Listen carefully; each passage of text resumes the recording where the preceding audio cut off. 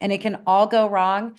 And if you've handled it in a way with care and love and respect for your clients and expertise, they're still going to love you and they're still going to work with you again.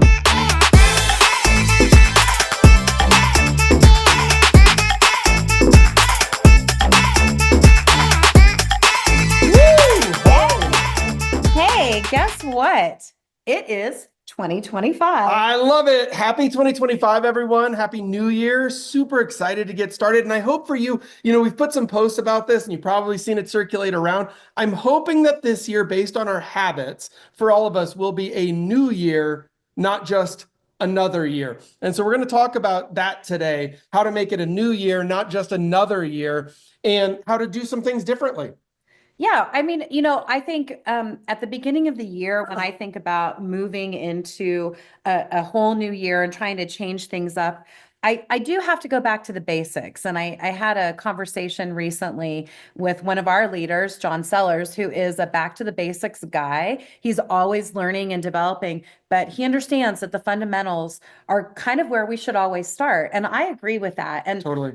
for me, I like to peel it back even more than just kind of a philosophy of business, but a philosophy of life. And that is, for me, love is kind of at it's the foundational piece of everything in my life. I like to build my relationships, my community relationships, my business relationships on that premise of love. And I don't mean it all in a like woo-woo-y way, but I mean, if you come at everything from a heart of gratitude, from a place of peace and wanting to contribute and be helpful to people, that is love.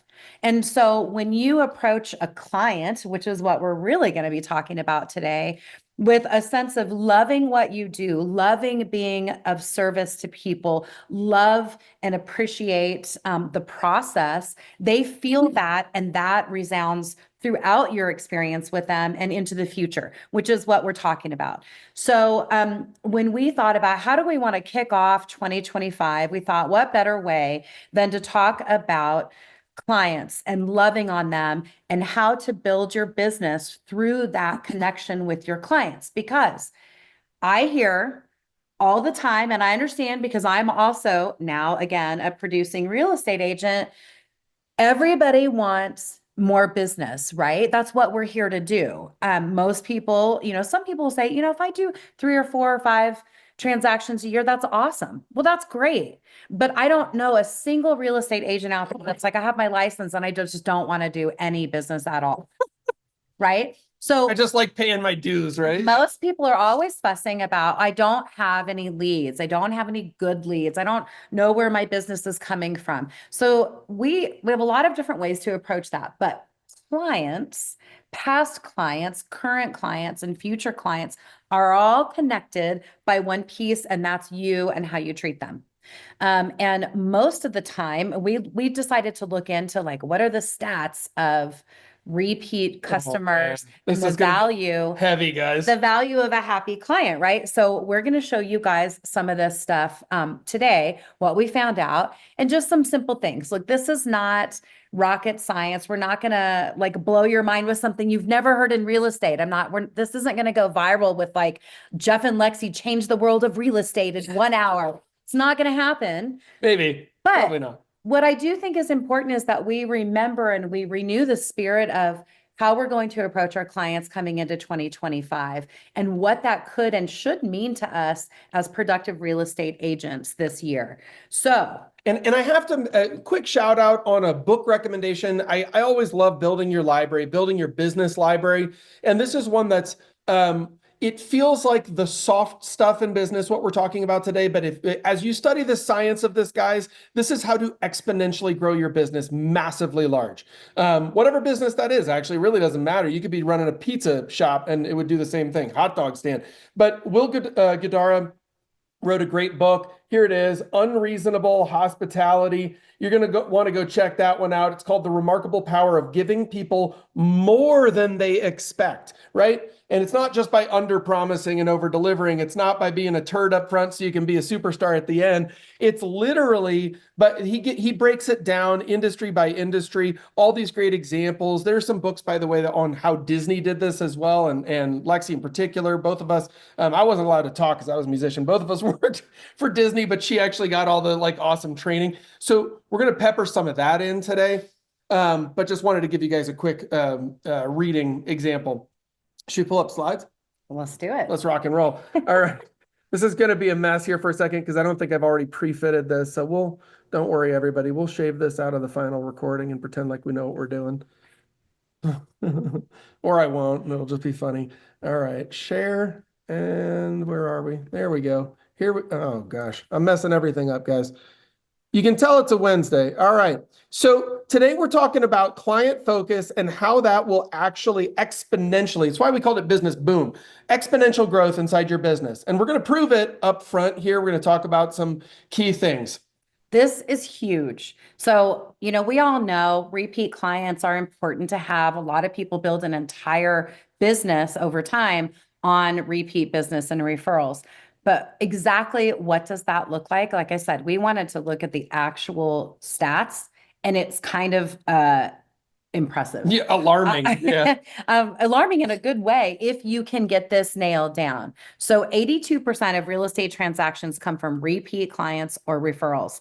What's interesting about this is whether you love on your client in the best way possible or not, if they have a fairly decent relationship with you through that process and they end up pretty happy with the results, they are going to come back to you when they're ready or use a referral, unless, like their best friend or their sister gets their real estate license in the meantime. But it's really interesting to me. Now, think about that. Like, let's just say I don't take super great care of my clients, but I get about, and this is a little bit anecdotal, but I would say probably a quarter of my past clients have come back to me over time with results. And I'm not an agent, haven't been in the past, but I will be. I'll tell you that much. Moving forward, I haven't been the kind of agent that constantly keeps in touch or sends cards or does big events every year. Part of that is because I haven't lived in the same location. So it makes it a little bit harder, right? But still about 25%, I was thinking about this morning, of my past clients still call me and say, hey, are you licensed in Arizona? Are you licensed in Oregon? And if I'm not, then I can at least refer them, right? Because they trust me, because we got through the transaction together. So anecdotally, if I have not been making big efforts to keep in touch with people after I do a transaction and to love on them, and I'm still getting 25% repeat and referrals, holy cow. So I'm curious really quickly, if you guys would, if you're here on the live, if you're not watching this on the replay, if you wouldn't mind posting in the chat, what percentage of your business do you think comes from past clients or referrals? What percentage of your bit? And just take a guess, guys. This is, we're not grading this, but I would just love to hear from people, and we'll read off the results that we see here. So Tyler says 90%. That's Tyler Boning. What's up, Tyler? It's good to see you, man. Yeah, that's a huge number, 90%. And Tyler does a lot of business. He was just telling us the other day, he's got like 10 listings right now, working with a crap ton of buyers. Joanne Graham out in Oregon just looked at the number, 76% repeater client. And by the way, look at that. How close is she to that 82% number? I mean, it's like spot on. It probably is because she's doing some active prospecting or marketing that's offsetting that number and pushing that dollar or that client number down. Which kind of goes, probably 60%, 50%. Yeah. So the lifetime value of a loyal real estate client, right? Yeah, we'll get to that in a second. We've got some great examples on that. Well, but what's interesting is I think about, okay, so Joanne Graham's been in real estate for a long time. She knows the business inside and out. She's been doing this. So she's had time to build up that past client database, right? So what if you're a new agent? Don't be intimidated by this, because guess what? All it takes is one person. And I actually remember my very first client was a client that I picked up because basically no one else in our office wanted it. I worked in an office at the time that had what we called floor time, and I was working, and a call came in from a client to say, hey, they wanted to go see a property, and it was a $90,000 property, which was way below what kind of the average was in that area. And nobody wanted it. So they passed it to the new girl, right? And I don't discern even to this day. I will look at or list any house anywhere. It doesn't really matter to me. I believe that I do this because people need help and they need my expertise. And I don't care if that's a $90 million house or a $90,000 house, truly. So I took this $90,000 call and I sold them that $90,000 house for like 86, by the way. I even negotiated down for them. And they bought three more houses with me, the last one of which was the $670,000 house. And they referred me. That was literally my first buyer's client, you guys. So they stuck with me just from that first time. So it doesn't matter if you're a new agent, you can still get referral business. You can still get repeat business. So don't think that just because you're new, that's not going to happen. Totally. And look at this next stat. This is pretty incredible. It also costs. So a lot of times people say, what's the best lead source? Well, I would argue the cheapest one that produces the best result with the least time and least effort, right? So literally low money, low effort, high return. And that's what we're talking about today. That's this. This part of your business is high return, low effort, or at least comfortable effort. In the statistics, it costs 5 times more, 500% cost to attract a new client than to retain an existing one. Yeah. 5 times. Think about that, guys. And we're all, I need more leads. No, you need your current leads because they're literally 80% cheaper. That's the Pareto principle. So like, let's go make that 20% do all the heavy lifting for us. It's awesome.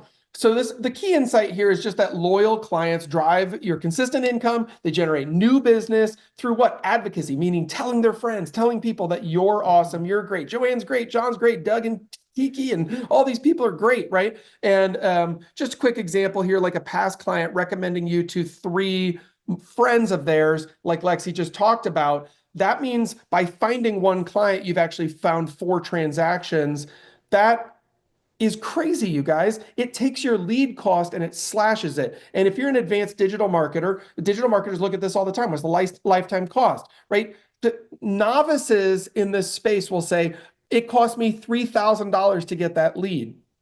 But if that lead turns into 12, or let me do easier math, 10 transactions, that 3,000 means what? 3,000 divided by 10. It was actually $300 per transaction. And given what most of us are making per deal, that's a hell of a deal. I love it. We're going to talk about a lot of different things here, but one of the elements I want to point out is that, think about it. If somebody says to you, hey, we're passing through town and we're going to stop for dinner. Where should we go? You're going to give your favorite restaurant, right? That you're a repeat customer at, that you like, right? So you're not going to just recommend somebody. You could say, well, I've heard that there's this new place and I've heard it's good, but I haven't been there personally. If you tell a friend of yours 2 places and you say you've been to one and you like it, you guys go at least once a month, or there's a new place, I heard it's good, but I'm not sure, they're going to go to the one that you have been to, right? It's exactly. A known commodity. So when a friend of mine says, calls up and says, hey, what real estate agent do you know in, I don't know, San Francisco? If I know an agent personally in San Francisco, I'm going to give that person's name. So somebody's your past clients, your sphere of influence is going to give your name, even if, quite frankly, they've never worked with you personally, but because you're a known commodity. So remember things like when you do a transaction with someone and sending them a request for a review on Google. Okay, I'm going to give 2 examples. I've had an agent send me a request. Hey, would you mind going to our page and giving us a Google review? But no link. Did I do it? No. Send them the actual link. Hey, and give it to them in an email, not a text. Maybe you can do both or whatever. But if you want to ask for a Google review or a review in any capacity, make sure you're sending them a one button push to do it. Quick tech hack on that. If you don't know how to do that, go onto ChatGPT, say, how do I find the specific link for my referral review that I can send to my clients so that it reduces the number of clicks? And just it'll show you how to do it. It'll probably just give you the link, right? I see Joe saying, "Oh, awesome agent" on here. He's like nodding. He's like, "Yes," right? You can. There's no excuse for not knowing how to do something anymore, guys. But the trick too, though, is so you got to give them the easy route to do it, right? So that's awesome. And with lots of words of appreciation, blah, blah, blah, let them know this helps me to boost my business. And I appreciate and I value your experience with me so much. I would really love it if you could share that with others. 100%. But here's the thing, if they give it to you, you must respond. How many of you guys look at, let's say you are in a city you don't know, or there is a new restaurant in your area that you are interested in trying, but you're curious and you want to see what other people think about it? I don't know what their taste buds are like, you guys, but I somehow am going to read those and trust it. If somebody says this is a trash can of a restaurant, I don't go. If they say, oh my gosh, it was amazing, and they even say, you got to try the coconut chicken, I'm probably going to go and I'm probably going to order the coconut chicken. I'm definitely not going to So, a trash can restaurant, guys. the reason I bring this up, you guys, is that think about those reviews as past clients that don't exist. Meaning, if you can get one client to give you a review and you respond, other people are going to look it up and they may not know you, they may not know the person that gave you the review, but they're going to believe that review and they are going to be impressed and have an imprint of the kind of person you will be to work with because you have responded to that review. Okay. I'm going to go one level further on something that Lexy does because I see it all the time. So I get to be front row for this. Respond with your personality brand. And here's what I mean by that. So some people will say, thanks so much. There is no personality to that response. Just so you know, it's hard for me to tell who you are. But if you say, I'm not, don't do this word for word, but if you say something more along the lines of, it was such a pleasure and honor working with you. Your family was incredible. Your kids were so much fun. When Timmy, blew a bubble out of his nose, it made me laugh. You guys are the best. Can't wait to work with you again in the future. When people are reading through that, they see a little blip of your personality shine through. And by the time they're contacting you, they feel like they know you. So you're building your personality brand all the time. And people are sorting these days in particular, before they ever call you, before they ever meet you, they're deciding if they want to work with you based on the evidence that they can find, right? Whether that's video, whether that's reviews, whether that's whatever.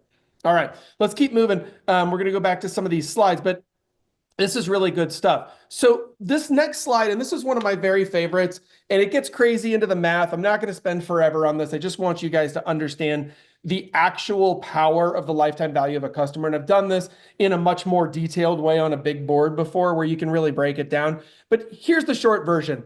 Let's just say that a typical client in your business, and don't get super suck in the math here. I'm just giving you the math so you can see that it's real. But basically, if you were to take on an average client and that client refers you 3 deals over 20 years, and then every subsequent client, half of them also refer you 3 deals over 20 years, that would be $400 million in income for you over 20 years, which I would argue is more than enough. Joanne's laughing. It's more than enough for anybody. The reason, and that's at an average deal size, by the way. So the reason that that's like almost untenable is because we'll all hit some point of like breakage where literally our business, either we continue scaling and you grow a team or something like that, and good for you, or at some point you just have more than enough.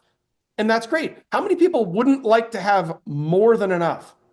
That's the point of this slide. What we're covering today is so powerful that it literally, even if you had a 95% failure rate, most people would be just fine. You'd still be making north of 200 a year. I think every realtor's dream is to have deals fall out of the sky and drop into their lap, right? I love that. That's how I'm always like, how do you think that happens? Like clients are always, or coaching clients are always saying, well, I don't know where to get any work, or it's, basically it's not falling out of the sky into my lap. And my whole thing is, if you want that, get happy clients. because that is how it happens. Literally, two deals fell into my lap this week from previous clients. And adopt everyone as a client, even if they're not a client, right? Like I know that Lexi does this, and we've got our neighbors all over the place. We just moved here. We've got our neighbors all over the place saying, "Hey, can you work with me?" It's like, give us a minute, Lexi. Or she's been saying, "I don't even have my license yet. I'll be there in a second." So it's really fun, but that's just about being powerful, being social in your community. So lifetime value of a customer. I'm going to go through this really quickly so we can get to meat and potatoes here. But the reason we're pounding this over the head is so that you guys know this is real. Retention versus acquisition costs. Acquisition means getting them, right? It costs 5 to 7 times more to acquire a new customer than to retain one. That's Forrester research. Retention and profits.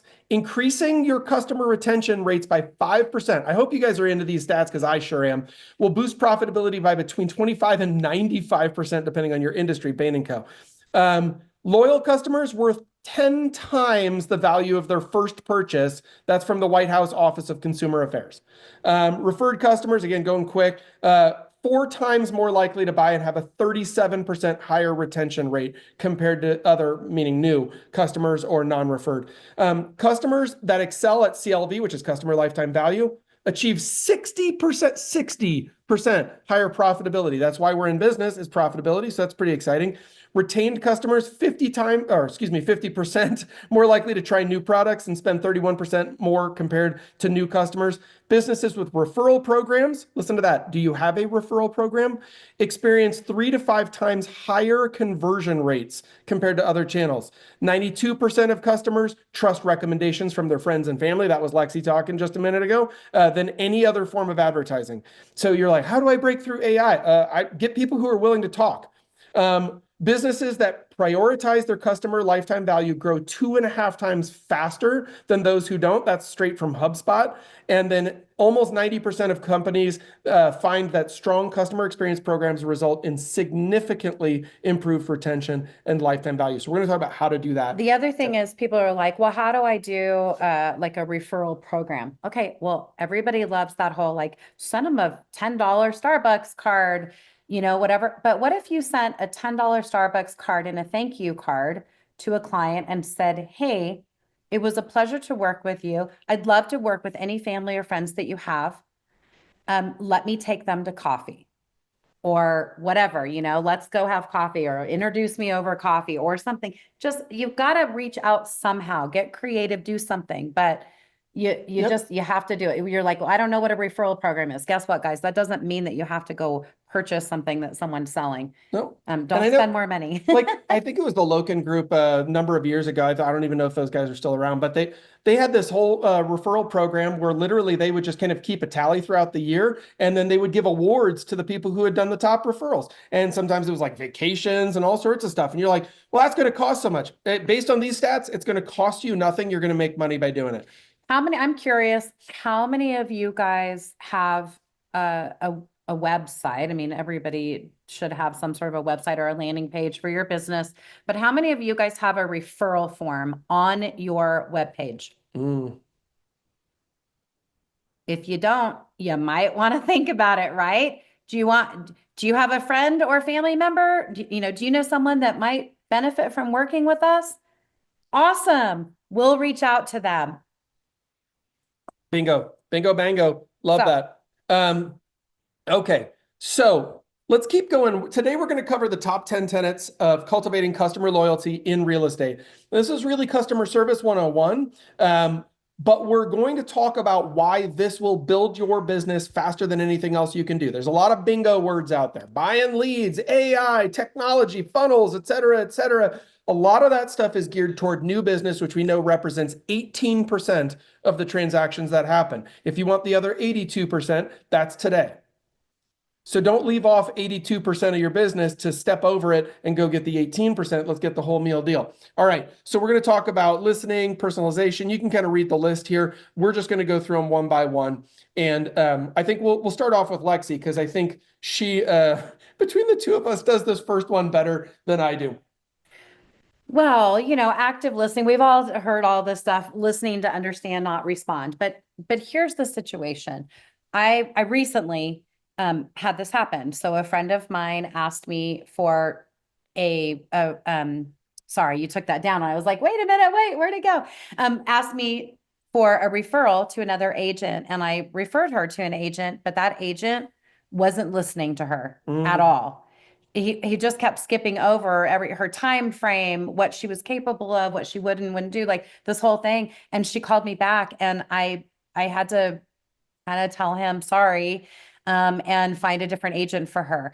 And the most important thing is, if a client doesn't feel heard from the very beginning, they are not going to like you, and you're going to get a bad review if you even get the deal. And so when we talk about active listening, I don't mean like listen in, repeat what they're saying, nod your head. I mean, yes, all of those are kind of the elementary So kind of good faking it though. listener, but those are still good listener patterns.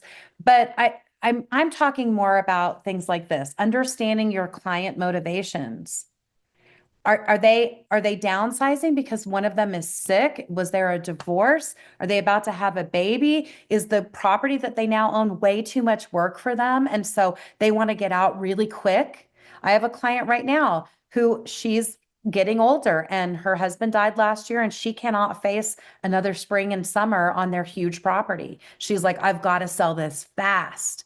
So it's my responsibility to hear that and then to respond in an appropriate manner to help her to understand how timeline and price point intersect, and what are some of the methodologies that we can do. So this is really important that you're listening to understand. So asking a question, if you're working with a buyer, what does your dream house look like? And then what are the top 3 things that you really don't want to live without in this next home or in your first home? So really making them feel heard, making them feel valued, and making sure that those specific needs are there. I will just say, if you're a person that doesn't remember details like, um, like number of rooms, or the fact that they have kids, or that dogs are important, or that they like an open floor plan, or whatever it is, write it down. Mm-hmm. There's I have nothing to do wrong. that. There's nothing wrong with opening up your phone and saying, I'm not texting. I just want you to know I'm taking some notes here because I want to be sure that I am really matching up your search with everything you're telling me today. Now, we all know, ha ha ha, buyers are liars or whatever. I mean, it just means people change their mind. And so you can tell people that, hey, I've heard you, but I want you to know that if anything changes, let me know. Like when I set up a buyer on a search in MLS, and I am putting in their parameters, I tell them, listen, I'm going to start out a little bit more broadly, and then you let me know what things you like. If there are things that you see that you're like, oh man, we love that, or ooh, we don't want that, let me know and I will readjust the parameters.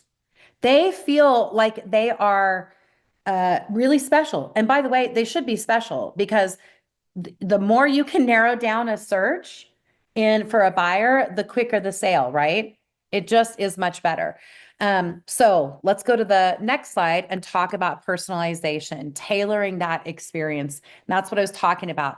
Curating homes. There's nothing more frustrating for a buyer than for an agent to send them a search out of MLS that is completely not what you guys had a conversation about. Mm-hmm. So make sure that that's, part of it, that you have listened and you've applied it. Well, and let me comment on that really quickly, because imagine we live in a day and age, and you guys could do this right now. If you were looking for a property, where would you go?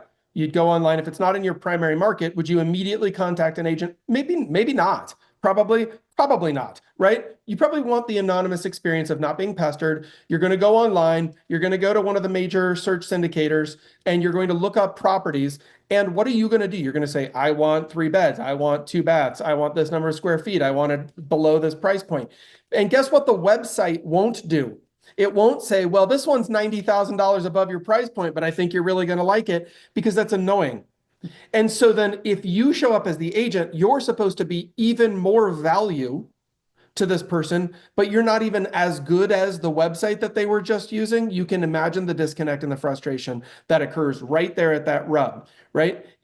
That's not customer service, that's customer anti-service, right? Or just not listening. So when we talk about personalization, I think it's important because remember, it's not what is it? It's not what you said, it's how you made them feel. You know, all of those, there's a lot of little sayings about that. And it really is, but in real estate, in my opinion, it's all of that mushed together. And now you've got a client for life. Because if you have personalized, if you've demonstrated your expertise in accordance with their needs and their desires, and you've done little special things like invited them to a party, celebrated milestones, sending cards and all that kind of stuff. Now you're hitting on all of those points. Right? So when they pull out it's so funny. I didn't do this intentionally, by the way.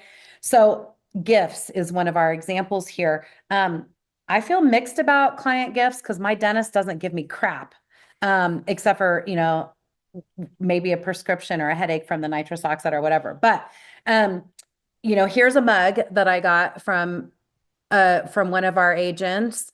And it was just really cool. On the back, it says, "Welcome home, Jeff and Lexy." I didn't, is this my favorite mug in the world? No, but is it a mug that I use like several times a week? Yeah. And guess what? It's just like a little reminder. So a gift is nice, but I do think that agents could do more with gifts. I think if it's not a personalized gift, it's not worth sending because there'll be no point in, and if it doesn't last, like if you give them a candle that doesn't have their name on it or anything, they're going to burn it and throw it away. It has no memory for Or it them. needs to have utility maybe outside of that. Yeah, and it should be personalized, I think. So make sure that you have an arsenal. If you're going to send gifts, that you have multiple gifts because one size doesn't fit all. But I do think, personalizing and putting your name on it is just a special little touch. It makes a difference. But do remember that gifts don't buy referrals, relationships create referrals. And so your relationship needs to be deepened by the gift giving. Otherwise, you're just throwing a gift at someone's face and hoping that they give you something back, which means it's really a take, not a give. And it feels that way to the client. They can sniff through that stuff. People are not as, dumb as sometimes we treat them like they are. Sometimes they are. Sometimes I am. So consistency builds trust. And this is a big one. We've talked about this before, but my goodness, is this important. The promptness of your responses, your ability to make promises and deliver on those promises. And by the way, I encourage you to make promises. Listen, I'll get that back to you by 6 p.m. today. That's awesome. You could do it right now and set the email to send at 5:55. And that would be incredible. And in the email, you could say, "Hey, I said I was going to get this to you by 6 p.m. today. I want to make sure I delivered." It doesn't matter when you did it. It matters that they see that you made a promise, you referenced the promise, and you delivered on your promise. Why? Because it reinforces the relationship. It reinforces that you are somebody who says what you're going to do and then does what you said you're going to do. Easy. It sounds easy. And that you know what you're doing. Right? Falls apart all the time in the level of application. Proactive communication means I take a listing and then I talk to them 6 months later, right? No, it means I take a listing and I call them on Monday to tell them, "Hey, no news is still no news. Listen, the markets are moving. Here's what we know right now. Looks like similar homes to yours are selling for about 5% less. We may want to make an adjustment. We'll approach that next week." You can even set the table for that type of a conversation. But no communication is not communication. Yeah, if the only time you answer questions or provide information to a client is when they've asked you a question, you're dead. Yeah, then they're the professional, not you. Exactly. And so I will say this is such a benefit to new agents as well. Because if you're a new agent and you're still a little bit unsure, being proactive and having your ducks in a row, using systemization, using KV Core, taking the time to set that up is going to help you because it's going to create some systemization to the way that you do a transaction. Sit down and, I know that EXP provides some of these things, NAR does, other organizations. You could build your own. Just basically, what are the steps for a buyer? So I've worked with a lot of new buyers. I have a great friend that used to send me referrals in Arizona all the time from young kids that he happened to know because he's a youth pastor, right, in another state. And so he would send me all these kids that he had watched grow up and go to college and graduate. And then when they were getting married, if they were in my state, he sent me to them. I worked with 3 of them. They were all amazing. And what was really fun is I just sat down one day and I was like, what are all the dang steps that I got to think of? So I'm not having to repeat this every time. I kept it for myself. And then I would send my clients an email and say, okay, we're in this phase of the process, and here are the things that are going to happen. So we're going to touch on some of these at this time. Here are some things you could think about, blah, blah, blah. And if you have that, you guys, you can reuse that in perpetuity for the rest of your career. You do it once, but you use it forever. And especially if you are someone that doesn't track all that well or whatever, you can even send that, just like I said, send an email that says, hey, in this first section, we're in the searching section. Now we're in the, offer section. We're in the inspection, appraisal, etc., so that they know, so they're proactive. And then when they ask you questions, you can be like, oh yeah, blah, blah, blah, blah, blah. You've already told them, so you're the expert, but now you can expound. Yeah. And by the way, I'll mention that over communicating is not great communication, right? And here's what I mean by that. Imagine that you were going to go to a theme park. You bought your ticket online and it was like, great, see you there, right? This is under communicating. You show up, there's 25 entrances. You're supposed to be at the right one. You don't know which one's yours. That's under communicating. You don't have enough information. Now, imagine parallel, you buy your theme park tickets and you get 18 emails with 6,000 words each, all buried in little like prose, long paragraphs telling you, what board to go to so you can look up what time you're supposed to be in which park and which entrance you're supposed, and you're like, this just turned into a job. I don't want a job. I don't want to have to dig through this. Somebody should have done this for me. I just paid hundreds of dollars to go to this park. So those are the two extremes, right? One is not enough. One is too much. I see people violate both. I've violated both, right? I'm going quick. I'm like, yep, see you there. It's not enough. Or I'm like, hey, do all this crap and it's way too much information and I haven't distilled it down to the basics, given them bullet points and a step-by-step checklist on what to do next. So think action items more than pros, and always follow up with, if you have any questions or need more details, reach out to me and I can provide them, instead of automatically defaulting to that. If you're the type of person like I am who gives way too much information, shut up, give them the bare bones so that they can do what they need to do. It's all about them. Oh man, this one's great. Going the extra mile. And this goes back to that book recommendation. If you're just jumping on now, we recommended a book called Unreasonable Hospitality at the beginning of the call. We recommend it. But don't have any interest in that book other than it's great. But I will tell you that this idea of under-promising and over-delivering, under-promising isn't where you should win the game, by the way. This is not the part of the equation where you try to, it's not about being a turd at the beginning. It's about understanding that you shouldn't set yourself up for failure. That's what this kind of concept means. And then always exceeding their expectations, right? There's a great example actually in that book about a very high-end restaurant. This guy comes in and he's like, is there any chance you guys have a hot dog?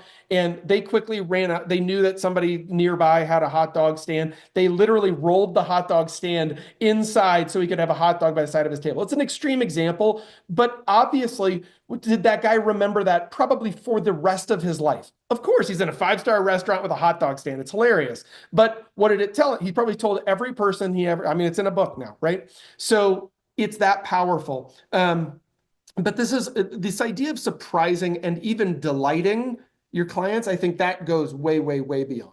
And I think you don't even have to do those things, even if you just offer it. I always tell people, I know you're new in the community. I've been here for 20 years or whatever you're going to say. And, I'm happy to be a resource. I don't know everything, but I do have a list of preferred providers. So if it's a contractor or something like that, I'm always, happy to make suggestions. But honestly, if you even just want to know a great, restaurant, I can give you, I'll give you my favorite Mexican places or whatever it is, but even just offering it is huge. Small, thoughtful actions. So if you're working with a dog person and they, it looks like a dog that needs a lot of grooming. So you can just say, hey, also, I was noticing last time when I left our inspection, just around the corner is one of my favorite dog groomers. So if you guys are in need of that when you get here, That's a great one. So just making suggestions like that, it goes a long way, and it makes people feel like they've been heard and seen and that you know them. And that's why they're going to tell their friends to work with you. Holy moly. By the way, Luba put in the chat just now, I'm in escrow now with clients the 15th time. I wish I had more clients like that. Yeah, everyone wishes that they had more clients like that, Luba. That's awesome. And I agree. Joe Sailing also said here, and it's important to be proactive versus Always. reactive in this stuff. And I will tell you, I saw this recently from Lexy with one of the folks. It's a nearly $2 million listing that's doing business with her. And this person is in transition, life transition, kind of getting older, trying to figure out how to sell some. You got to downsize, right? Got to sell some of my stuff. Not really sure how to do that. And I don't remember the exact verbiage, but basically Lexi offered her services to kind of war game that, to think through it with this person. It's not the verbiage she used, but just like how this is going to proceed, how you can do that to make sure you extract max value. You're not leaving money on the table. And it was. She's not going to make a penny off of that. However, did it deepen the relationship or the trust bond between them? Absolutely. Look, I think at the end of the day, it's okay. Like I give my clients too, I'll say, listen, if I'm not living up to your expectations or your needs, or if there's something that you do need, just let me know. This is not, I want you to feel okay coming to me no matter what. One of the things that I like to tell people is, this is your property. This is your purchase or your sale. You're the driver ultimately. I'm the navigator. That is the point. And I want them to understand that, because when people feel in control but supported, that's where trust and loyalty intersects, right? Where they feel comfortable. They're like, okay, I don't feel like I'm being taken advantage of. I feel like I have the help. I'm going to get the information. It's just, you have to kind of do all these things. Sometimes agents get pretty full of themselves and they think because they're the expert, they know better than their clients. It's just like when you kind of have to learn, and most of us at some point learn the hard way, that you don't give an opinion of a house because there's a house for everybody, right? Or there's somebody for every house, and it may not be your house, but it may be your client's house. So you just keep your trap shut, right?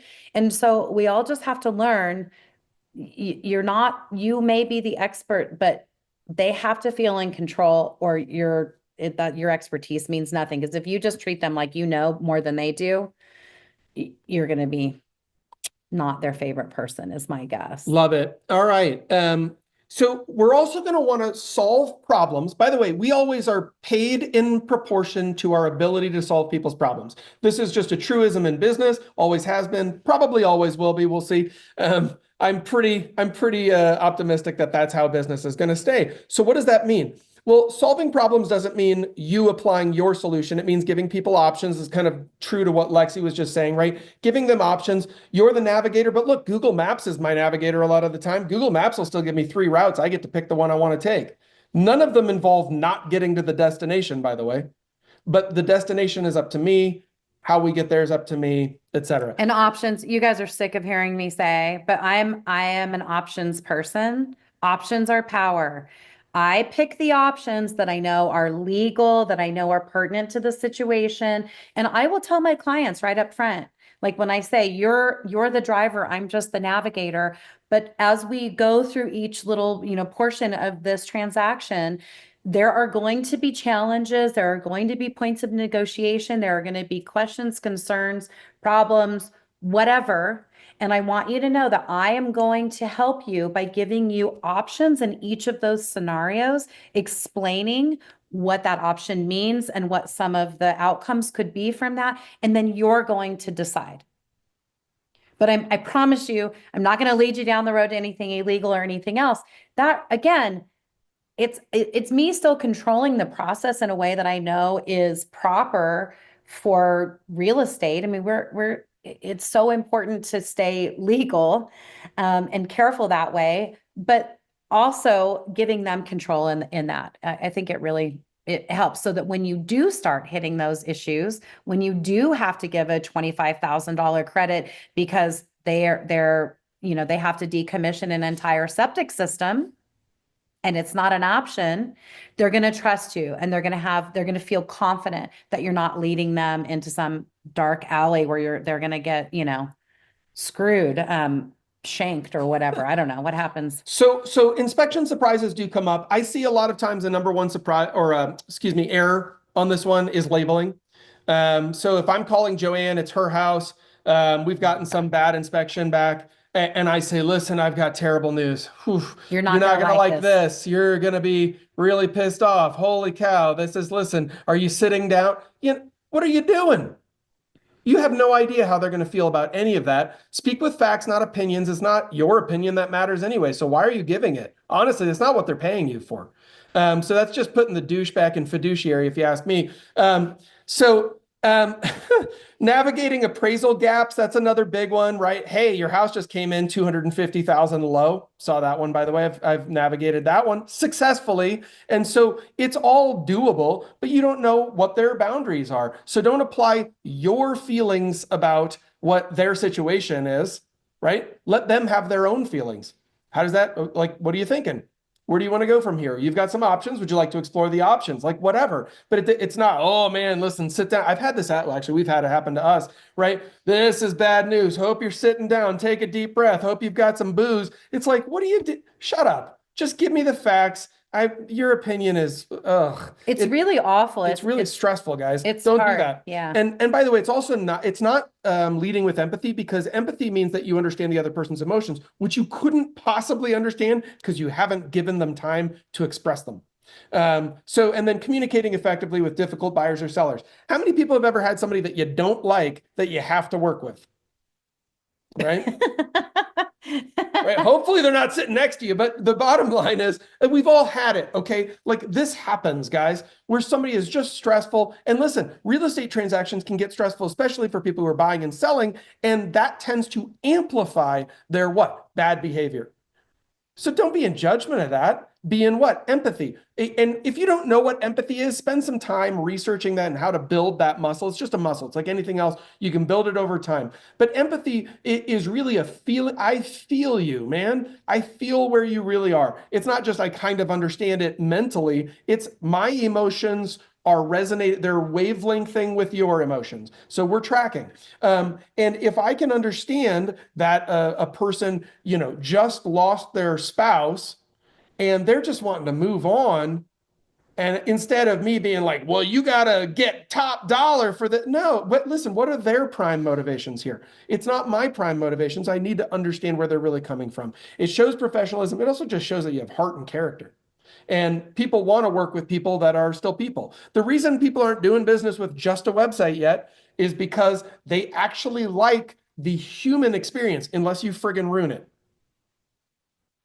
I'm going to say that again. People like human experience unless you ruin it. They're not going to ruin it. It's not their job to preserve it. The relationship part is your job. All right, let's keep going. Transparency and honesty. Being upfront. I am, and I get a lot of business by just telling people, look, I may not end up being your best friend, and that's okay, because I'm assuming you have a best friend and I have one too. So we're here to get through a transaction, and my job is to navigate, is to be your advocate in a legal manner, to maximize your return on investment, and to be honest with you. And so a lot of agents are going to tell you what they think you want to hear, and I'm going to tell you what, just straight up. And if that puts me at risk with you, then that's okay. But I want you to know that you can push back, you can ask me anything, and know that you are going to get an honest answer. And you guys, here's the thing, you should be able to answer and explain your answer. If you don't have a good answer for somebody, if you can't legitimize it or back it up, don't say it. So I talk to people about marketing trends and pricing expectations. Look, I'm happy to go to the top end of what we think we can get for your property, but just know that means that we may have to negotiate down in your price point. That's what, I'm happy to give us lots of room to do that. And we may have to, reduce, especially right now in this changing environment where, we're having to leave space potentially for buyer broker compensation and those kinds of things. Explain it. Just say, look, there are a few things that we need to give, maybe they have terrible carpet or a lavender colored bathtub, which is a recent one that I've been dealing with. So that's fun. Some people, there may be a buyer that's going to love that lavender tub, and there may be people may just want a little bit of credit saying like, hey, that's not gonna work, and we're gonna need to update, so we don't want to pay premium pricing or whatever, I love it. The challenge is you got to be honest. If a person lives on a busy street and you don't say anything about it and you don't tell them in advance that it might impact their appraisal value, you are not doing right by your client. You're not doing your job. You need to just say, listen, one of the things we need to be aware of is blah, blah, and blah. Here's how we can approach those. Here's what you need to be prepared for. That doesn't mean that you lower the price right off the bat, you guys. That just means that you warn your client that an appraisal may come in a little bit lower, and the ways in which you can deal with that if and when that time comes. Yeah, it's awesome. And by the way, this goes back to over versus under communicating, and there's that kind of Goldilocks moment in there. I do see some people who try in their best effort, believing that it's their fiduciary responsibility to point out every bad thing that could go wrong. That's also a mistake. No. By the way, when I go into a movie theater, right, they're not like, by the way, if there's an active shooter situation in this movie today, here's what we're going to do. That is insane. That is the worst case scenario, but they don't address it, right? Because it's so rare. It's not needed yet. And so what I will tell you is, look, go back to your transactions. You can understand on your end, there might be a worst case scenario. This thing comes in way under, but you don't necessarily, you can hint at some of the things that are likely to happen, and then cross the bridge of some of the big problems when you come to them, and look, you can still set the table for that by saying, every transaction's a snowflake. Things are going to come up. We'll handle them together. There's nothing I haven't seen before, right? It's just establishing confidence. It's funny. Jeff and I teach a lot. You guys have heard us talk about DISC, and I will encourage you, go back to DISC, think about what your client's DISC is, because sometimes it's just a communication blip. But if you ever want to know what your communication strength or your communication weaknesses are, ask your kids or your best friend or your partner, your significant other, and say, I'm not asking this because I want to start a fight. Just say, if you were to, I'm thinking about how I can best serve my clients. And I'm wondering if you could tell me, if you had to say from a client perspective, what my greatest communication asset is and what my biggest communication weakness is. They're going to tell you, and you're probably going to be surprised. Like, you may not think that you're conflict avoidant, but most of us really are, especially with clients. So then at least you can, if you know those things, you can start thinking about how might I approach that differently to not, come across as conflict avoidant or whatever. So just an idea. But I do believe that if you're honest from the beginning, from that very first time that you meet with them, tell them that honesty is something they can expect, even when it's hard, that you guys will work through it. They will trust you then when shit really goes down. And in truth, it's one of your actually obligated responsibilities as a fiduciary and in agency, right? Anticipating needs. Oh man, this is such a big, we could do a whole session on just this, but the way that I had this presented to me early on by a friend of mine, actually, and I loved it because it was so visual, and I'm a visualization kind of a person. And so it helped me a ton. So for those of you who are visual, just imagine really quickly that you're running through a dense forest with lots of branches, and it's the middle of the night, and the moon is not out. There's no light at all. You can't see anything, and you are running at a full sprint through the forest. What's going to happen? Right? You're going to hit branches. Bang. You're going to smash into a tree. You're probably going to lose an eye or an ear, or something's going to, teeth are going to be flying out. It's going to be bad, right? Like, this is like the first time you did a deal and you're like, I don't know. I know I got to go that way, sort of, but the lights aren't on and I have no idea what's coming next. Your clients also have no idea what's coming next. That's a big thing. It's your job to help shine the light at least 10 feet in front of them. But it's also your job to truly be an expert and have an understanding of the entire path of this transaction, what could come next, so that you can start to what? Anticipate the needs of your client. This is a really important thing. Provide buyers with market data before they ask. understand that you're going to have to do a CMA when you write an offer. Sorry, we got a little bit of latency on the connection here. You're going to want to proactively schedule showings to accommodate your busy clients. There's a lot of things that are gonna matter. Hold on one second, guys. We got to make a quick fix here.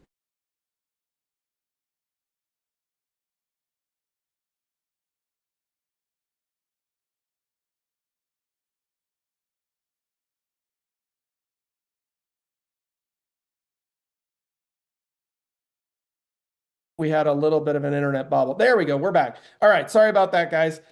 Okay, so this is important because we need to stay ahead of our client expectations and sharing tips, for instance, for even staging their home for sellers. I don't hire home stagers, never have. I've done digital staging, which I think is pretty phenomenal and is getting more and more incredible. Look at some of the AI solutions out there. Holy bananas, that stuff's crazy. But I will tell you, just anticipating what the needs are helps those clients to reduce stress.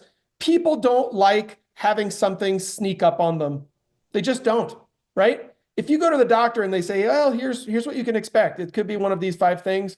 We'll figure it out. But at least you have the 5 things. You can start to think about that now, even if one of them's bad. I think a net sheet is really important for buyers and sellers. And one of the tools that I used, obviously, having a lot of title companies will give you an app that does a seller net sheet, and it's really awesome because you can email that directly out of the app to your client.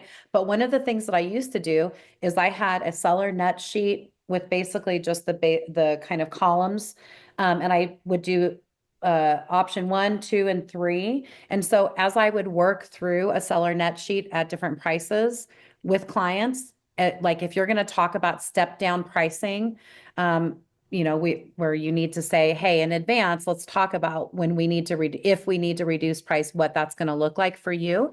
And then I literally I do it on my app, and then I fill it in, and then I leave them with that sheet of paper.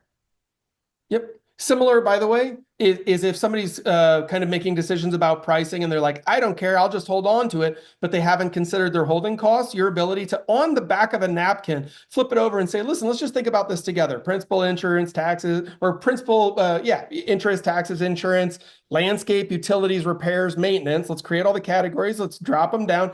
And I just do this by hand. Boom, boom, boom. It's going to, if we hold on to it for an extra 6 months, it's going to cost you $18,000. Just want to make sure that that $18,000 price cut isn't something you'd rather do today so you can go ahead and get in the house you really want. It's the same price cut either way. We wait 6 months, you lose 18 grand. Maybe you get your price, maybe you don't. It's a roll of the dice. Or you lose 18 today, but you get the house you want. Up to you, right? They've got options. But that transparency and that anticipation is important. All right. Celebrate loyalty. So recognizing and rewarding clients. Some clients really love this. Some clients just don't care. They're like me. I don't have any expectation of my dentist inviting me to a party or giving me a piece of cutlery or whatever. But some people really like that. So and we've had lots of people here in the community tell us about things that they've done. Having client appreciation events throughout the year, offering referral incentives or loyalty rewards, sending holiday or anniversary cards, taking them out to dinner, whatever it is that works for you. Most of this is to make people feel good and just to kind of stay on their radar. One of the things that I wrote down when I was thinking about this morning was sometimes just inviting people to be your friend on social media is great. This is the client that I have now. I'm listing the house that I sold them in Arizona. This is a family from Wisconsin. We hit it off. They were looking for a house to buy for their kid when their kid was going to school in Arizona. I helped them with that purchase, and we've been friends on Facebook. So at a bare minimum, invite them to like your business page. You don't need to be friends with everybody, but if it is your business page, great. They can at least, keep in touch with you. Also, I think seasonal emails, like some people do newsletters. I think newsletters are really powerful if they're not too frequent or they have pertinent information. I love stuff like I get a quarterly email from another agent that I had a long, long time ago that says that gives me maintenance tips for fall, spring, summer, winter. And I'm like, every time I read it, I'm like, oh, dang, I didn't do that or whatever. And those are just helpful. It's just kind of dumb, but I think it's fun. Little hack on that one. is if you find somebody who's killing it in this department, I'm just going to give you this hack, steal their stuff. Straight up, just steal it, guys.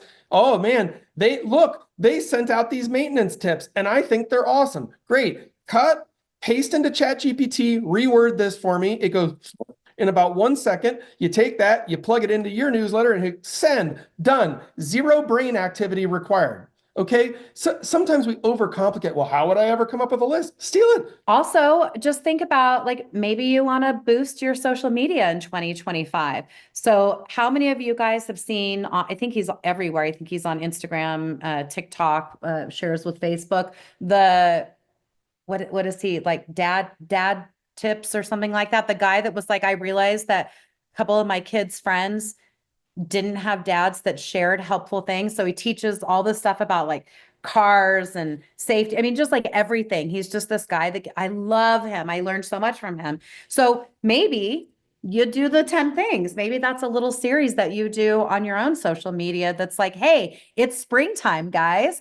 Guess what it's time to do in your new house? Those are just all those things. And so anyway, I think those are loyalty things with your customers, because if they start to follow you, if they're reading your newsletter, if you're inviting them to things, how about doing, sending out an invite to your clients that say, hey, I go to this Saturday market every Saturday. Come join me sometime. I always get coffee from 10 to 10:30 at the coffee stand at the entrance. Come meet me and we'll check it out. Or, hey, I'm going to River Lights this holiday season. If anybody wants to meet me, I'll be there. You don't have to pay for it, you guys, but just connecting with your clients is huge. It's really awesome. So, and just the invite sometimes is enough for people to feel like, oh, hey, they remember me, they liked me. They celebrate me. And by the way, on that celebrating their loyalty concept, imagine just the power. Like, look, sometimes we overcomplicate things. Build an SOP for yourself, standard operating procedure, meaning that you do the same damn thing every time, guys. If you're doing it differently every time, you're just a mess. You're a hot mess and your business isn't going to grow. You need to do the same thing all the time. Business is boring. Let it be boring. It's okay for it to be boring and still amazing, by the way. Running, Disney World is boring because they know exactly what's supposed to happen every day. There's not a ton of creativity in that. The creativity maybe comes down at the granular level, but at the top, the thing just runs. It's a machine, right? You need to be a machine. It could be as simple as somebody sends you a referral, you call them. If you don't, text message back, hey, thanks. That's not enough. For somebody they just sent you a $10,000 check, potentially. No. And let's use the Disney example, because I did work for Disney for quite a while.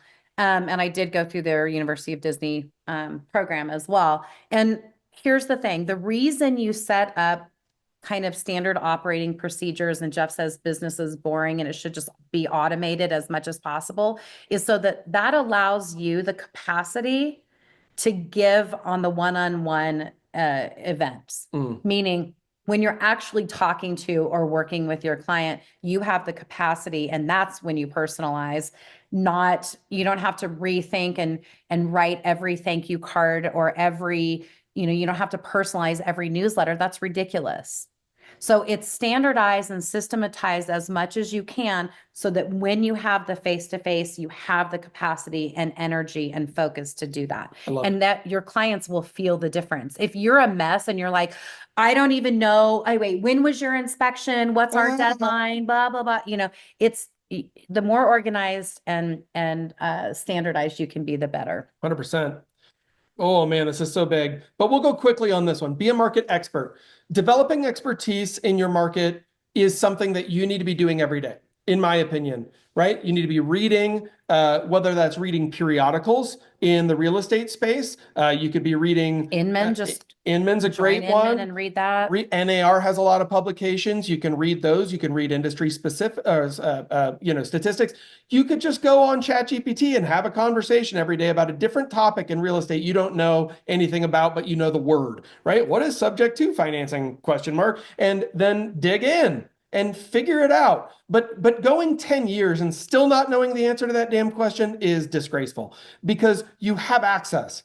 It's right there. Even if you didn't have ChatGPT, you got a local library, you've got all sorts of things. There's a professor of real estate down at the local college who'd be happy to just talk your ear off and show how smart they are. I And guarantee it. well, when you're an expert, you can educate your clients. And that when people are educated, they feel safe. They feel in control and empowered by that information. And so the more you know, the more they know, the more you can help them to understand. I think it's critical. I was thinking about, Joanne's like, I'm doing the 15th deal with a person. You know, what's funny is, I've started with a first time buyer and then worked with them a couple of different times. And in that process, they decided that they wanted to invest in real estate. And guess who they worked with, right? Because they had a good experience. And so what you can do is things like start talking to a client, say like, hey, I know this is your first purchase, but you know what's funny? A lot of my clients realize that investing in real estate can be empowering. I have an investing newsletter, or if you ever want to get on my list, I have a small group of people that do want to invest in properties. And so I put you on that, on my little MLS search or whatever you do, if you happen to do that. I'm just saying, you've got to think creatively and open your mind and know more so that you can help your clients more and help open their minds up. One more conversation that happened actually recently with us. We were talking with the young person and we got into the topic of house hacking, right? And there's a lot of different ways to slice that up, but we talked to them about that, and their anticipation or plan now is to go and purchase a tri or even a quad and live in one part of that, but they can use a different type of lending scenario, all sorts of stuff. Without some market expertise or real estate expertise, you might not have the background to be able to make that recommendation. They're like, I just can't afford a house. Gosh, well, I guess I'll wait for 35 years until I can afford the down payment and then never own a house. Come on. Like, there's other ways to get things done. It's your job to be the expert. If you went to a surgeon and they were like, gosh, I don't know what your options are, sure hope it works out, you'd be like, I need a different surgeon. I'm pretty sure I'm going to die. So don't be that guy or girl. Be the one who has the legitimate expertise. Build relationships beyond the sale. So we talked about that, just staying connected, maybe doing a quarterly check-in or an annual check-in on their anniversary time. Offer resources, contract referral, send them your preferred provider list. And here's the one thing. I know it can feel overwhelming to set up all of these things. Like Liz Boisvert always does great sessions for us on KV Core, and getting things standardized in KV Core, everything from, past client touches to just transactional data. So it seems intimidating, but in 2025, I will encourage you this. Now that we've talked about how important kind of past client business is, I would think about maybe go back into your systems now and say, okay, how am I going to focus on my past clients? How am I going to approach getting more referral business in 2025? How am I going to reach out to my sphere of influence and getting those things set up? Because once you do it, it's so much easier. How many of you guys, when you get into whatever system you're using and it has the ability to create templates for buyers and templates for sales and listings, and you're like, oh, if only I had the time, or I wish I had an assistant to set that up. I call baloney, phony baloney on that, because at the end of the day, if you took a couple of hours to set up some different templates for sales, land sales, residential resales, whatever it is, think of the time savings that you have.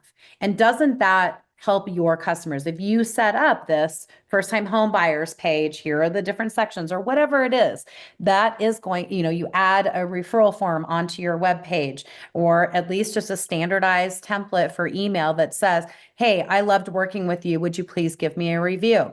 How many of you guys send out an actual survey to your clients? A client survey is powerful. I was looking at one this morning and I was like super impressed by what they had. They had questions like this. What did you like best about working with us? If there was one thing we could improve upon, what would that be? Why did you choose to work with us over another agent? When you think about your real estate experience, what stands out most in your mind? What could we do to make it easier to discuss problems with us? What was the most disappointing thing that happened during your transaction? You know, did our team refer the services of another professional? If so, who was that? And how was your experience with that individual? Would you feel comfortable recommending our services? I mean, these are questions that if you don't ask, you don't know. Yep. I would also recommend that you use something along the lines of a type form or something like that. And the reason I recommend this is type form is set up. There's a lot of services like that, so just go look at it. But basically, any form filler outer process where when they answer question one, it logs their response, and now they're on question two. Here's why. You don't want them getting down to question number 11 and going, ugh, this thing's too long, and then they bail. But they had answered question number 1 through 10. You didn't get those responses because you're in the wrong form software. So it's just a little software hack. And by the way, this idea of building relationships beyond the sale, I think it goes so far into this idea of customer service and how it can create that force multiplier in your business. This gets confused in real estate, I think, a lot. In that I need to be best friends with every one of my clients. We said relationship, not you need to get married to every person you've ever been. This is ridiculous. People who are like, I'm friends with all my clients. I'm like, I'm not. Some of them are turds, right? But like, I'm still going to help them and they're going to like me, and that's fine. I don't even know if my dentist, to use Lexi's example, likes me. It doesn't matter. Well, I'm pretty sure he does. We both like jazz. But even if he didn't, it wouldn't matter. He's a great dentist. I'm going to keep going back, and I'd prefer the crap out of him. He's awesome, right? Because he does a great job. They follow up. They're on top of their game. They're appropriately priced, et cetera. It's a clean facilities, and they play jazz music. I like it, right? So like the experience is an experience that I feel is good. Now, the relationship beyond that, he actually has invited me to, hey, we've got this thing that happens where we've got some live music. You should come check it out sometime. That was interesting. Will I ever go? No. Did he try to build a relationship? Yes. And did it deepen my perceived bond with him? Absolutely. And now it's front of mind when I'm talking about it right here, right? So it's an awesome thing. Talk really quickly, or at least I'm interested, and I know you have some other things to pepper in on this, but at Disney, I know that there's this concept. I was a musician, so I never got to talk. I got to talk with a trumpet. But there's this idea that the people who are coming into the park are referred to as guests. And there's a whole ideology behind that. And I know you understand it. What is that ideology, and how does that operate, and how can we borrow or steal from that in the real estate space? Well, when Walt Disney first started with Disneyland, and it's most perceivable just physically at Disneyland, which is where I worked, that it was a theater experience. And so the people that come are considered guests. They've been invited in, or they're your guest. They are the audience. And so that's why I mentioned, and so anyway, the experience of, walking in, you're in the lobby. And then when you go through the entrance, which you'll notice at Disneyland, if anybody's ever been there, you can't walk in through the middle. You have to go around through the sides. That's like a curtain opening, and now you're on stage. When you work for Disney, when you're backstage, which means anywhere that a guest can't see you, that's fine. That's when you pick your nose or scratch your butt or take a drink out of your water bottle or whatever needs to happen. But when you are on stage, you are in performance mode, and Disney will not accept anything less.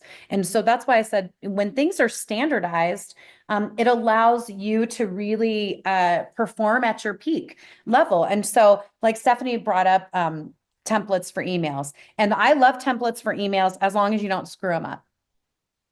If you're going to create a template, strip out the stuff that, like, where it says, "Hi, Mary." Let's just say you write the most perfect email to a client, and it's like, "Hi, Mary," and then a bunch of information for her that's specific, but you loved the format. You're like, "Dang, I rocked it." Go in, copy and paste when you're creating your template, and where it says Mary, put X, X, X, X, X, X, as many X's in bold as you need to cajole your brain to say, I need to put Steve's name right here where all these X's are. And I need to put this valuation, and I need to put this link or whatever it is. Just make sure, because there's nothing that feels more impersonal than getting a standardized email that should be personalized and would feel really differently, except for they forgot to actually put in the merge field that has your name. And so it says, "Hi, client, and you're like, Hi, first name. yeah, that just doesn't work. It doesn't feel the same. So, and I have an example of this. If any of you have watched Ultimate Listing Plan, in my sections at the end, I think that's 12, 9 through 12. 9 through 12. I have a sample of a listing email that I send of a template that I use. And you just have to be really careful about it, to make sure that you get it set up right the first time. But anyway, so that's an example though of being able to standardize something, but still personalize it and making it and putting your best performance on. So, with real estate, I feel like it is like Disney in some regard. Because you can standardize some things and also make things really personal. I don't know. I love it, and you do know. This conceptually, this idea of building a relationship, we can go very high tech with this, and if you're a techie kind of a person, that's awesome. Get nerdy with it. That's great. Make sure it's always connected to an action that's actually producing a result. That's the only caution I have. I know some of my friends who are tech enabled will spend all their time building tech that serves zero purpose and makes no money. Right. And in the meantime, I see Tyler Boning on here. He makes a phone call to somebody and gets 3 referrals, right? Because he's a personable guy and he loves the person on the other end of the phone. They feel the love. And what are they going to do? They're going to want to bless him and his family and take care of them. Right. And so that human connection actually goes really far. I have a buddy, though, who actually ended up being a coaching client of ours for a while. And I got to see under the hood of his business. And one of the things that he did, super low tech. I think he barely understood how to use a calculator, right? Like this is not a tech enabled person, but he did figure out that in Google, you can say schedule email for send later. Easy. So he'll talk to somebody and he's having a conversation with Mary, and Mary says, my son is having surgery. And so he would write an email. Mary's not a client. Mary's a friend. He would write an email that said, hey, I was just thinking about you. Curious how that surgery with your son went. And he'll say, send 1 month later. And he doesn't have to remember it anymore. He would even BCC it to himself as a reminder, right? So that he has this kind of like constant memory update that's coming through his inbox. And he worked his entire business from his inbox and his Google Calendar. And by the way, doing like 60, 70 transactions a year. So not a slouch. Is that possible? 100%. Did he use a CRM? No. Should he? Probably, right? But that's my point is he didn't have to, and he was still doing a ton of business. Why? Because people felt the personal touch. If you told somebody in your life that you had a connection with, hey, I've got this thing going on in my life and it's personal to me and it's stressful.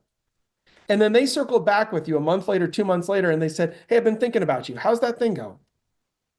How are you going to feel about them as a human being? Like they care about you, and people don't know how or care how much you know until they know how much you care, right? That's that phrase that Lexy gave earlier, and it matters a ton. So can you hack this? Absolutely. Can you just set emails to go out later? 100%. In fact, you could do it so that then when you talk to the person, just call them in a month later. Just set the email to go to yourself. Who cares? Mary had surgery. Reach out. And then set the email to go to you from you as a reminder, and then use your inbox as a task list. I'm just giving you low-key technology hacks. If you're like, I don't know how to use a CRM, fine, you could figure it out today, or just bypass it altogether and do something low-key, right? If you talk to Gene Fredericks, good friend of ours, Gene used to work off a bunch of index cards and a shoebox, and he was the #2 agent in the state of Texas.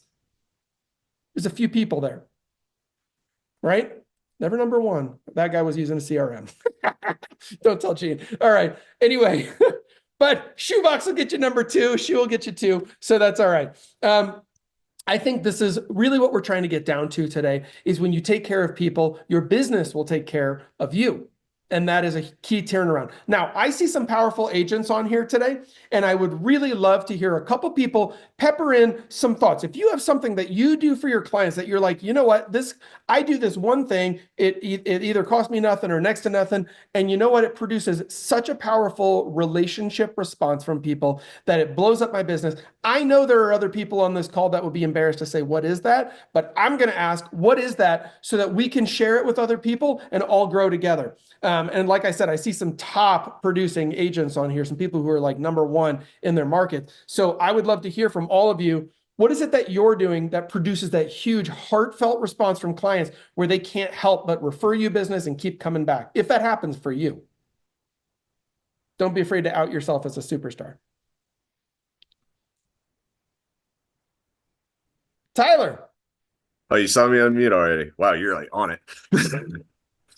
Um, I always just I when I'm with clients, I have like a bigger emphasis on like my high I on the disc scale, right? I love personalization and like really getting to know people because the one thing that I think has produced the best results over all these years for me is the moment I think about someone, whether it's because of social media or something reminds me of them, and I know like those personal details from being like on that high I when I'm with people, I call them or text them Yeah.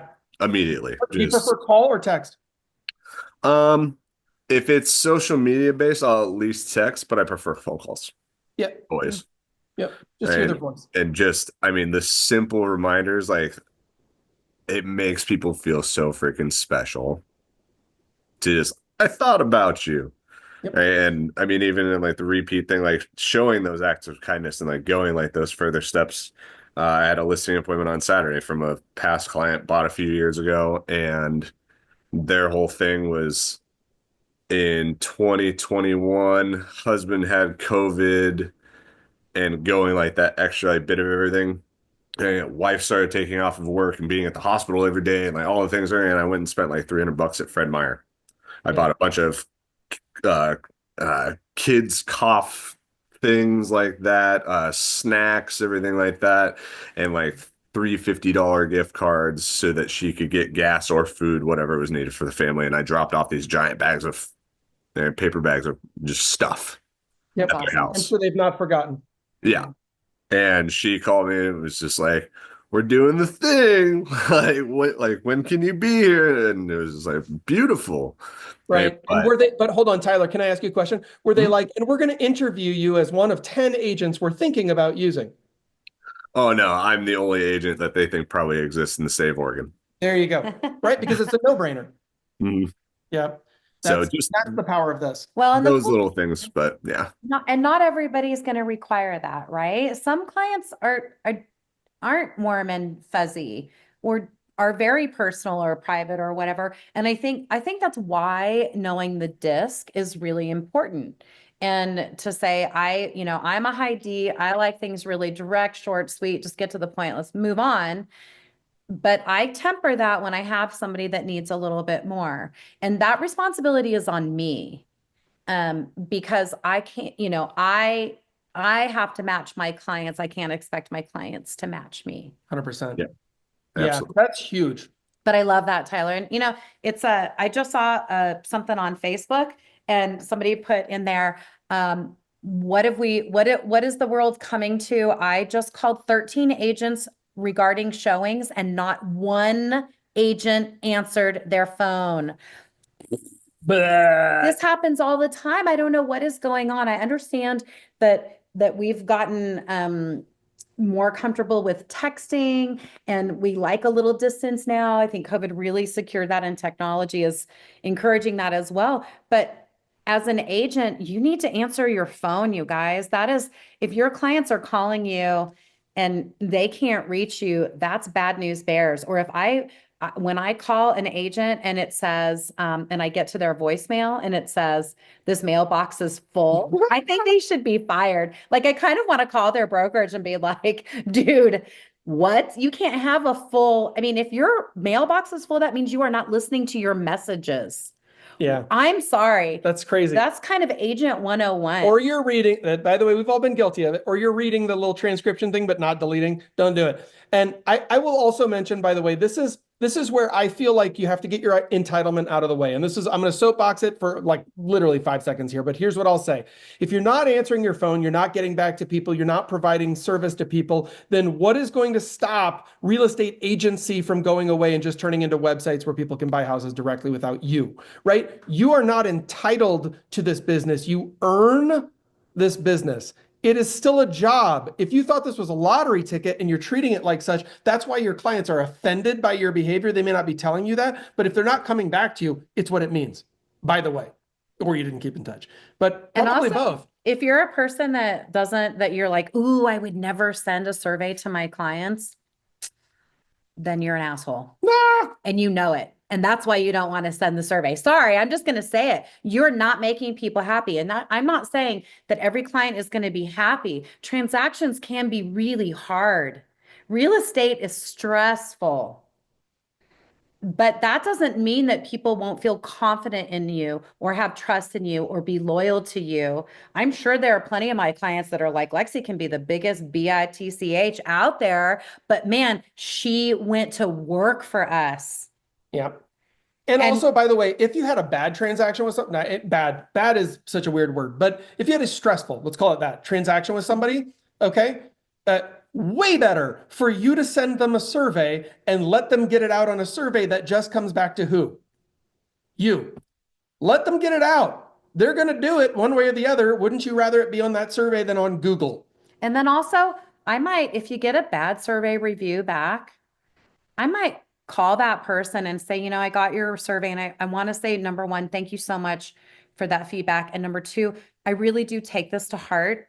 And I know it was difficult and there were things I could have handled better and differently. And I'm sorry that it wasn't the most comfortable. And I do appreciate you so much. And I value your feedback. And I just wanted to let you know, even if they scream at you or whatever, it means a lot. Yep. It really does. And honestly, I believe you'll learn something from it. Also, some people are just stressy because they're stressy. Yeah. I had a client a number of years ago, and Lexi will remember who this is, who used to call me up, was very angry, said, you need to come over right now based on whatever had happened. It didn't matter. Everything was a tragedy and a horrifying thing. He was this older guy. He was awesome. And he would always pour both of us a scotch. And then we would sit down and he would yell at me for at least an hour and a half to 2 hours.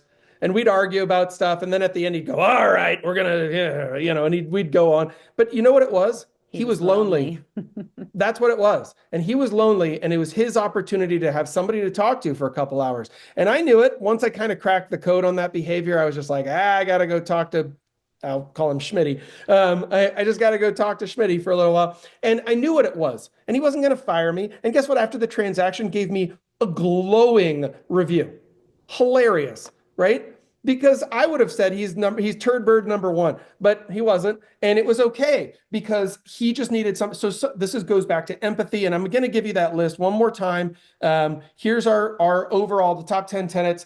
But just put this in your mind and start to think, how is this actually showing up in my business? How is this actually showing up in my business? Not, I do that. I go the extra mile. No, okay. Specifically, what do you do every single time where you go the extra mile? What is your SOP on going the extra mile, right? Last example I'll give you, there was a university a number of years ago, High Point University out in North Carolina. They hired a guy named Nito Cubain who had been a high-level CEO, and his retirement job was to become a university president. His very first hire was the director of customer experience from Six Flags in Atlanta to come in. And he said, I'm going to give you the title of director of wow. The word wow. Wow. And he said, your job is to make sure that anyone who walks on this campus, anyone who does anything anywhere around here, student, faculty, staff, doesn't matter, anyone visiting, I want them to walk around and all the time I want them to say, wow. So where are people saying wow in your business? And if they're not, change it. It's just a simple change. One change a day, little things, right? But where are people saying wow in your business? That's going to change your whole life from a customer service. And by the way, people don't say wow for stuff that they expect. They say wow for things that go above and beyond. So to kick off 2025, I challenge all of you guys to do what Jeff said. Look at how you have things set up. Where can you insert a little bit of wow, but also how are you going to treat your clients moving forward? And how many past clients do you have that you haven't reached out to in a while?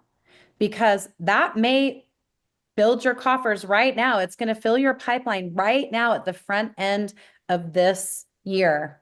And just say, maybe even just calling them up and saying, hey, I just wanted to call, say, Happy New Year. 2025 is a new year. Want you to know I'm still working in real estate. And if there's anybody, your family, your friends, if you want to invest this year, whatever, I am your person. I am on fire. Let's go. So I just saw our good friend, amazing coach, John Sellers, unmuted. John, you have some closing thoughts for us here, buddy? Yeah, I just want to say, one of the things you said, Lexi, there was just great is that our clients are waiting to hear from us when we often don't think about it. And the other is that, Lex acts really tough. Like, I'm a high D and I'm this and this, but she's really not that, well, she is, but she's not that tough. And one of the things to remind yourself, and I ask agents all the time when I'm talking to clients, I'm with them, I'll say, what does that client do for a living? How many kids do they have? Where did they move from before? And it's amazing how many times agents don't know those things. And what I'm telling you is that people refer people they like and they trust and they think that care about them. Yep. And if you don't know what they do for a living, if you don't know like how many kids they have, do they have a dog? What do they like to do? You don't care about them. You care about the money. Yep. Right. Or you're too insecure to ask. And that's a whole nother story that if, there's a thing that Jim Rohn said, right? If you want to make a living, get really good at your job. If you want to make a lot of money, spend more time working on yourself. So, because once you've got so if you don't have the skills to ask people those questions, then you need to learn how to do that. And that will help you because when people know you care, and that's the other thing is where I hear people say, well, I have to get done with the job before I ask for referrals. No, you don't. If you're really caring about them and they know you care, and you really are not, I want to sell a house to somebody that I know they're going to be thrilled. Yeah. That I know I'm looking out for things they aren't even aware of. Bingo. Right? And you can do that when you have better questions. Where do you really work at? What's the office like? What would the commute be like? The things that they don't even think about, when you ask those things, they know you care at a different level. And therefore, not because I always say, and Joanne and I have this conversation all the time, it's a lot easier to get repeat business because people just don't want to go to somebody else. So even if you do a half-assed job, most of the time they'll come back to you. That's the truth. If you drop on them once in a while, you mail. If you want to get referrals, which is a different game, because repeat clients are not referral clients. Right. Repeat client. If you want to get referrals, they need to know you care at a higher level.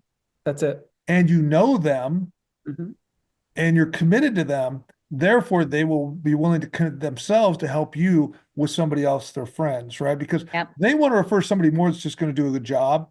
They want to refer somebody that they know is going to care like you care. Yep. That's John, more than just a transaction. That's the heart. I've started doing this in my phone where in the notes on each of my contacts, or at least the people that I'm really keeping in touch with, I put spouse name, number of kids and what their kids' names are and ages. I put their pets. I'm putting that stuff. Why? Because first off, intuitively, I don't remember that stuff. And it's not because I don't care. It's because I don't remember. There's a difference. I probably don't care enough to remember or something. I don't know. I haven't dug deep enough on that. But I know that remembering is important. And I want to be the type of person who can show up for my friends and say, hey, how's so-and-so doing? And that is a meaningful moment. And when we go back to that question about, wow, I know you do this, John, because I've seen you do it. I've seen you in the trenches doing this.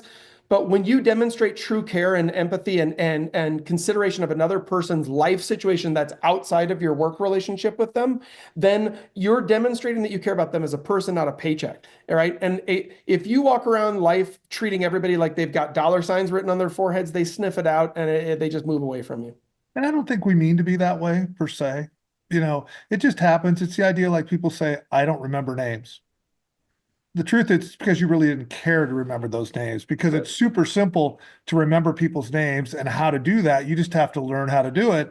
And oftentimes I realize like, I don't know that guy's name. Well, it's because I really wasn't focused on them. I really didn't care. That was the honest truth, right? Jeff introduced me to somebody and I didn't really think like, this is important to know this person. And then later I'm like, I don't know that guy's name. Well, it doesn't always happen that way, but a lot of times. Sure. Can happen for sure. Well, this is such good stuff. And John, thank you very much. Do you want to close this out? That's it. Just go love on people in 2025. Reach back out to folks, let them know. I put in the thing like in a restaurant, good service can save bad food, right? But bad food or good food can't save bad service. It's the same. You can go through the worst, most difficult, most disappointing transaction in real estate, and it can all go wrong. And if you've handled it in a way with care and love and respect for your clients and expertise, they're still going to love you. They're still going to work with you again.